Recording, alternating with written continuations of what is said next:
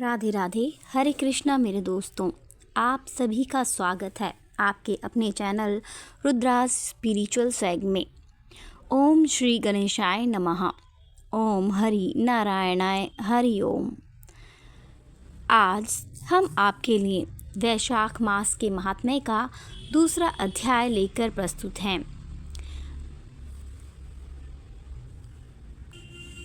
हे प्रिय भक्तों, आज आप वैशाख मास महात्म्य में दूसरे अध्याय का श्रवण करेंगे, जिसमें नारद जी वैशाख मास में विविध वस्तुओं के दान का महत्व तथा वैशाख मास स्नान के नियम बता रहे हैं। साथ ही पाप पशमन सोत का पाठ भी सुनेंगे, जैसा कि हमने आपको पहले अध्याय के अंतर्गत भी बताया था।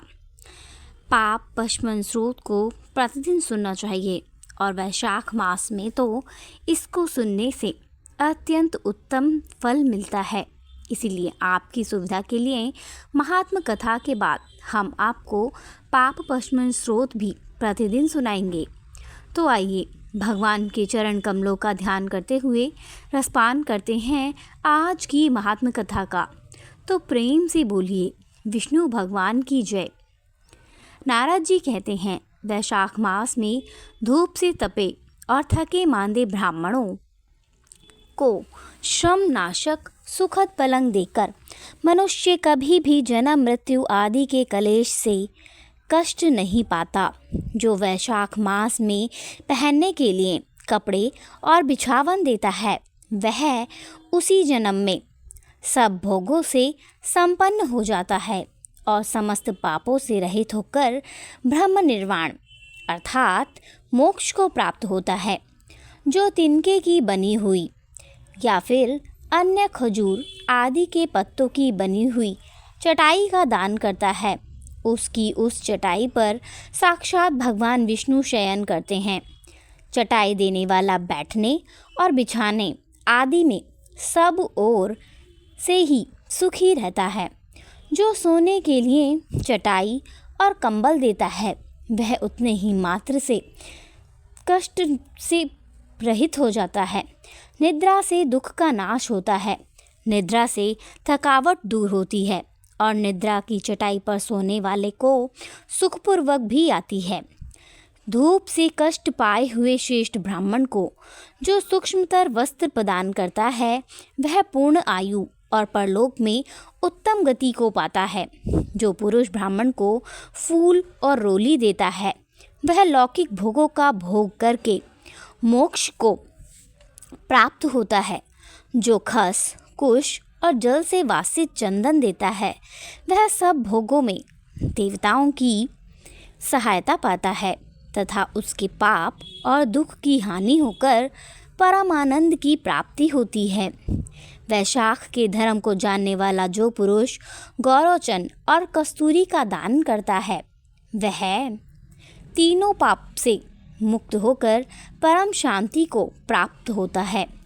जो विश्राम शाला बनवाकर प्याऊ सहित ब्राह्मण को दान करता है, वह लोकों का अधिपति होता है। जो सड़क के किनारे बगीचा, पोखरा, कुआं और मंडप बनवाता है, वह धर्मात्मा है। उसे पुत्रों की क्या आवश्यकता है। उत्तम शास्त्र का श्रवण, तीर्थ यात्रा, सत्संग, जल दान, अन्नदान, पीपल का वृक्ष लगाना और पुत्र, इन 7 को विज्ञ पुरुष संतान मानते हैं। जो वैशाख मास में वृक्ष लगाना तथा तापनाशक तक वृक्ष दान करता है, वह इस पृथ्वी पर वान और धनवान होता है। धूप के समय समान कोई दान नहीं है, इसलिए रास्ते के थके मांदे ब्राह्मण को मठा देना चाहिए। जो वैशाख मास में धूप की शांति के लिए दही और खांड दान करता है तथा विष्णु प्रिय वैशाख मास में जो स्वच्छ चावल देता है, वह पूर्ण आयु और संपूर्ण यज्ञों का फल पाता है। जो पुरुष ब्राह्मण के लिए गौगत अर्पण करता है, वह अश्वमेध यज्ञ का फल पाकर विष्णु लोक को जाता है और उसका आनंद अनुभव करता है। जो दिन के ताप की शांति के लिए सायंकाल में ब्राह्मण को ऊख दान करता है, उसको अक्षय पुण्य प्राप्त होता है। जो वैशाख मास में शाम को ब्राह्मण को फल और शरबत देता है, उससे उसके पितरों को निश्चय ही अमृत पान का अवसर प्राप्त होता है। हे प्रिय भक्तों, जो वैशाख के महीने में पके हुए आम के फल के साथ शरबत देता है, उसके सारे पाप निश्चय ही नष्ट हो जाते हैं। जो वैशाख की अमावस्या को पितरों के उद्देश्य से कस्तूरी कपूर बेला और खस की सुगंध से वासित शरबत से भरा हुआ घड़ा दान करता है, वह 96 घड़े दान करने के पुण्य का फल पाता है। वैशाख में तेल लगाना, दिन में सोना, कांसे के पात्र में भोजन करना, खाट पर सोना, घर में नहाना, निषिद्ध पदार्थ खाना, दोबारा भोजन करना तथा रात में खाना, यह 8 बातें त्याग देनी चाहिए। जो वैशाख में व्रत का पालन करने वाला पुरुष पद्म पत्ते में भोजन करता है, वह सब पापों से मुक्त हो विष्णु लोक में जाता है। जो विष्णु भक्त पुरुष वैशाख मास में नदी स्नान करता है, वह 3 जन्मों के पापों से निश्चय ही मुक्त हो जाता है। हे प्रिय भक्तों, जो प्रातः काल सूर्य उदय के समय किसी समुद्रगामिनी नदी में वैशाख स्नान करता है, वह 7 जन्मों के पाप से तत्काल ही छूट जाता है। जो मनुष्य 7 गंगा में से किसी भी उष काल में स्नान करता है, वह करोड़ों जन्मों में उपार्जित किए हुए पाप से नेह संदेह मुक्त हो जाता है। गंगा, वृद्ध गंगा अर्थात गोदावरी, कालिंदी, सरस्वती, कावेरी, नर्मदा और वेण, यह 7 गंगा कही गई हैं। वैशाख मास आने पर जो प्रातः का बावलियों में स्नान करता है, उसके महापात का नाश हो जाता है। कंद, मूल, फल, शाक, नमक, गुड़, बेर, पत्र, जल और तर्क जो भी वैशाख में दिया जाए, वह सब अक्षय होता है। ब्रह्मा आदि देवता भी बिना दिए हुए कोई वस्तु नहीं पाते। जो दान से हीन है, वह निर्धन होता है। इसलिए सुख की इच्छा रखने वाले पुरुष को वैशाख मास में अवश्य ही दान करना चाहिए। सूर्यदेव के मेष राशि में स्थित होने पर भगवान विष्णु के उद्देश्य से अवश्य प्रातःकाल स्नान करके भगवान विष्णु की पूजा करनी चाहिए। हे प्रिय भक्तों, कोई महिरथ नामक एक राजा था जो कामनाओं में हमेशा ही आसक्त रहता था और वह अजितेंद्रिय था। वह केवल वैशाख स्नान के सुयोग से स्वतः वैकुंठ धाम को चला गया। वैशाख मास के देवता भगवान मधुसूदन हैं, इसलिए वह सफल मास है। वैशाख मास में भगवान की प्रार्थना का मंत्र इस प्रकार है: मधुसूदन देवेश वैशाख मेष केरव प्रात स्नान करिष्यामि निर्विघ्नं गुरु माधव। हे मधुसूदन, हे देवेश्वर माधव, मैं मेष राशि में सूर्य के स्थित होने पर वैशाख मास में प्रातः स्नान करूँगा या करूँगी। आप इसे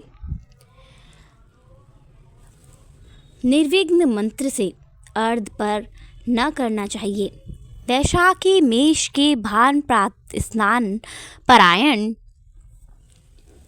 अर्धम तेह प्रदा श्याम ग्रहा मधुसूदन अर्थात सूर्य के मेष राशि पर स्थित रहते हुए वैशाख मास में प्रातः स्नान के नियम में संलग्न होकर मैं आपको अर्घ्य देता हूँ।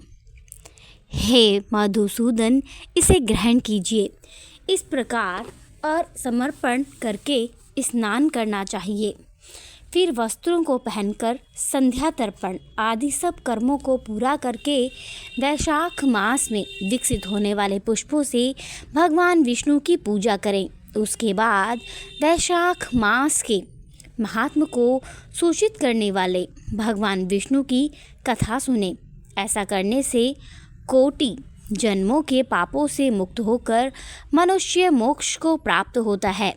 यह शरीर अपने अधीन है, जल भी अपने ही अधीन है तथा साथ ही अपनी जीवा भी अपने वश में है। इसलिए इस स्वाधीन शरीर से स्वाधीन जल में स्नान करके स्वाधीन जीवा से हरि इन 2 अक्षरों का उच्चारण करें। प्रिय भक्तों, जो वैशाख मास में तुलसी दल से भगवान विष्णु की पूजा करता है वह मनुष्य विष्णु जी की सायुज्य मुक्ति को पाता है। इसीलिए अनेक प्रकार के भक्ति मार्ग से तथा तरह तरह के व्रतों द्वारा भगवान विष्णु की सेवा तथा उनके सगुण या निर्गुण स्वरूप का अनन्य चित्त से ध्यान करना चाहिए। ओम श्री विष्णवे नमः। हे प्रिय भक्तों, आगे नारद जी वैशाख स्नान की बड़ी ही पावन कथा सुनाते हुए बोले कि हे राजन, किसी नगर में 2 सास बहू रहती थीं। कुछ समय बाद जब वैशाख स्नान आया तो सास बोली कि मैं वैशाख स्नान के लिए तीर्थ जाना चाहती हूँ। तो उसी समय बहू भी बोली कि माँ जी, मैं भी चलूँगी। फिर सास बोली कि तू तो अभी बहुत छोटी है, अभी मुझे जाने दे। सासू तीर्थ नहाने चली गई क्योंकि बहू भी तीर्थ वैशाख स्नान के लिए जाना चाहती थी। इसलिए बहू कुम्हार से 33 कुंडे ले आई और रोज एक कुंडा भर कर रखती और स्नान करती और स्नान के बाद कुंडे को उल्टा करके रख देती।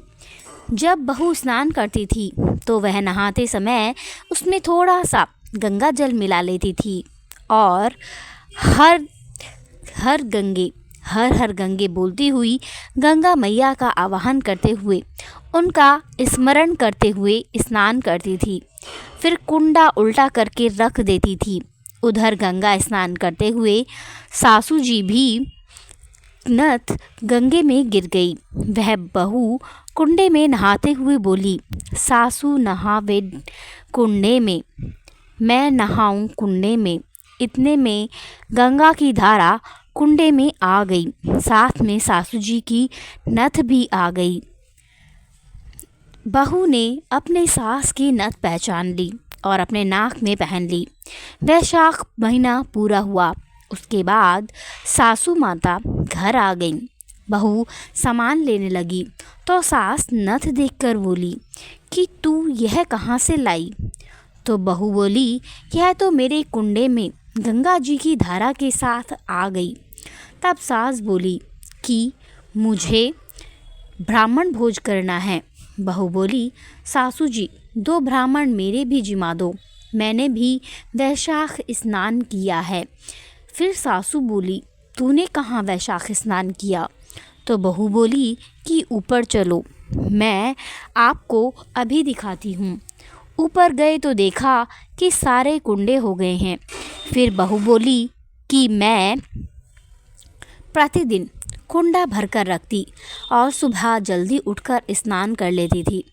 नहाते समय इसमें गंगा जल मिला लेती थी और हर हर गंगे बोलती हुई गंगा मैया का जयकारा लगाती हुई और उनका स्मरण करते हुए स्नान करती थी। फिर कुंडा उल्टा करके रख देती थी। तब सासू बोली कि बहू, तू तो बड़ी ही भाग्यवान है जो तूने साक्षात गंगा जी के दर्शन पा लिए, जो साक्षात गंगा जी तेरे पास आए। सच में तूने बड़ी ही श्रद्धा और विश्वास से वैशाख स्नान किया तो भगवान ने तुझे फल दिया। दोनों सास बहू ने धूमधाम से ब्राह्मण जमा कर दक्षिणा देकर उन्हें विदा किया। हे भगवान श्री हरि विष्णु, हे गंगा मैया, जैसा सास बहू को दिया वैसा ही सबको देना। कथा को सुनने वाले और सुनाने वाले और ओंकारा भरने वाले सभी को देना, सभी पर अपनी कृपा दृष्टि बनाए रखना, सभी के कार्य सिद्ध करना। तो प्रेम से बोलिए भगवान विष्णु की जय, जय गंगा मैया की, हर हर महादेव। हे प्रिय भक्तों, आइए अब सुनते हैं प्रशमन स्रोत।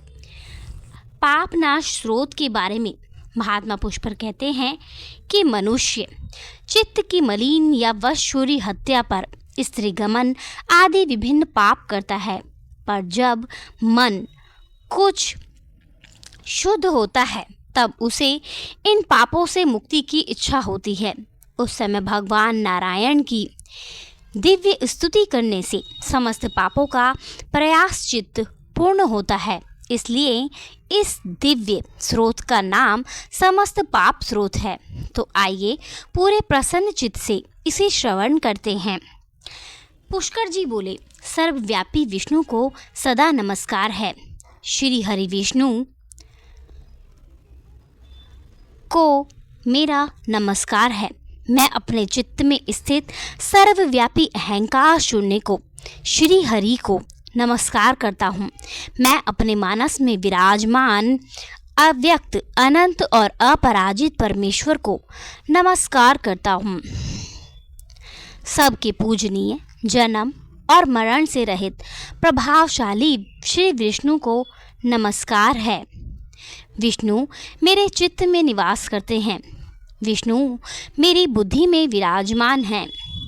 विष्णु मेरे अहंकार में प्रतिष्ठित हैं और विष्णु मुझ में भी स्थित हैं। वे श्री विष्णु ही चराचर प्राणियों के कर्मों के रूप में स्थित हैं। उनके चिंतन से मेरे पाप का विनाश हो, जो ध्यान करने पर पापों का हरण करते हैं और भावना करने से स्वप्न में दर्शन देते हैं। इंद्र के अनुज शरणागत जनों का दुख दूर करने वाले उन पापापहारी श्री विष्णु को मैं नमस्कार करता हूँ। मैं इस निराधार जगत में अज्ञान के अंधकार में मैं डूबते हुए हाथ का सहारा देने वाले परात्पर स्वपुरुष श्री विष्णु के सम्मुख नतमस्तक होता सर्वेश्वर प्रभु कमल नयन परमात्मा ऋषिकेश आपको नमस्कार है। इंद्रियों के स्वामी श्री विष्णु आपको नमस्कार है। हे नरसिंह, अनंत स्वरूप गोविंद, समस्त भूत प्राणियों की सृष्टि करने वाले केशव, मेरे द्वारा जो दुर्वचन कहा गया हो अथवा पापपूर्ण चिंतन किया गया हो, मेरे उन सभी पापों का प्रशमन कीजिए। आपको नमस्कार है। हे केशव, अपने मन के वश में होकर मैंने जो ना करने योग्य अत्यंत उग्र पापपूर्ण चिंतन किया है, उसे शांत कीजिए। परमार्थ परायण ब्राह्मण प्रिय गोविंद, अपनी मर्यादा से कभी च्युत न होने वाले जगन्नाथ, जगत का भरण पोषण करने वाले देवेश्वर, मेरे पाप का विनाश कीजिए। मैंने मध्याह्न, अपराह्न, सायंकाल एवं रात्रि के समय जानते हुए अथवा अनजाने शरीर, मन एवं वाणी के द्वारा जो पाप किया हो, आपके इन तीनों नाम पुंडरीकाक्ष, ऋषिकेश और माधव, इन तीनों नामों के उच्चारण से मेरे वेद सभी पाप कष्ट दूर हो जाएं। हे कमल नयन, हे लक्ष्मीपते, इंद्रियों के स्वामी माधव, आप आज अपने शरीर और वाणी द्वारा किए हुए पापों का हनन कीजिए। आज मैंने सोते, खाते, खड़े होते, चलते अथवा जागते हुए मन, वाणी और शरीर से जो भी नीच योनि एवं नरक की प्राप्ति कराने वाले छोटे अथवा बड़े पाप किए हुए, भगवान वासुदेव के नाम का उच्चारण से वे सभी पाप नष्ट हो जाएं। जो परब्रह्म, परम धाम, परम पवित्र हैं, उन श्री विष्णु के संकीर्तन से मेरे पाप लुप्त हो जाएं, जिसको प्राप्त होकर ज्ञानी जन फिर लौटकर यहीं आते हैं, जो गंध, स्पर्श आदि तन मात्राओं से रहित हैं। श्री विष्णु का वह परम पद मेरे संपूर्ण पापों का शमन करे। महात्म, जो मनुष्य पापों का विनाश करने वाले इस स्रोत का पठन अथवा श्रवण करता है, वह शरीर, मन और वाणी जनित समस्त पापों से छूट जाता है एवं समस्त पाप ग्रहों से मुक्त होकर श्री विष्णु के परम पद को प्राप्त होता है। इसीलिए किसी भी पाप के हो जाने पर इस स्रोत का जप अवश्य करें। यह स्रोत पाप समूहों के प्रायश्चित के समान है। कुछ व्रत करने वाले के लिए यह स्रोत जब व्रत रूप से प्रायश्चित संपूर्ण पाप नष्ट हो जाते हैं, इसलिए भोग भी अवश्य लगाएं और मोक्ष की सिद्धि के लिए इनका अनुष्ठान करना चाहिए। जय श्री हरि। ओम नमो नारायण। उम्मीद करती हूँ आज का आपको मेरे वैशाख माह से संबंधित जानकारी और महत्व अत्यधिक प्रिय लगा होगा। राधे राधे। हरे कृष्णा। धन्यवाद मेरे दोस्तों।